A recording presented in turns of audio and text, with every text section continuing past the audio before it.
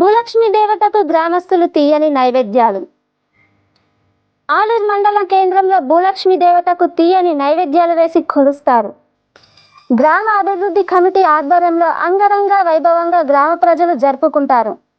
ఈ పండుగను ఆరుద్ర పండుగ తర్వాత గ్రామంలో పూర్వ పద్ధతితో భూలక్ష్మి దేవతకు, తాతాయి దేవతలకు తీయని నైవేద్యాలు వేసి గ్రామస్తులు, భక్తులు సమర్పించుకొని కోరిన కోరికలు నెరవేర్చుతాయని, పాడి పంటలు ఆయురారోగ్యాలతో ఏడాది పాటు చల్లగా ఆ భూలక్ష్మి మాత దీవిస్తుందని నమ్ముతారు.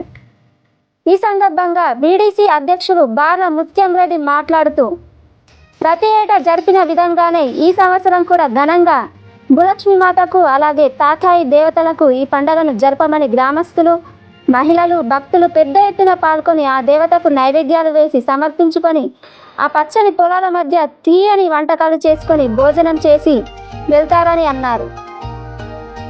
ఈ విధంగా చేస్తే భూలక్ష్మీదేవి ప్రతి ఒక్కరిపై ఆ తల్లి దీవెనలు ఉంటుందని, చల్లగా ఊరిని కాపాడుతుందని పేర్కొన్నారు. ఈ కార్యక్రమంలో గ్రామ అభివృద్ధి కమిటీ సభ్యులు, భక్తులు, గ్రామ ప్రజలు తదితరులు ఉన్నారు.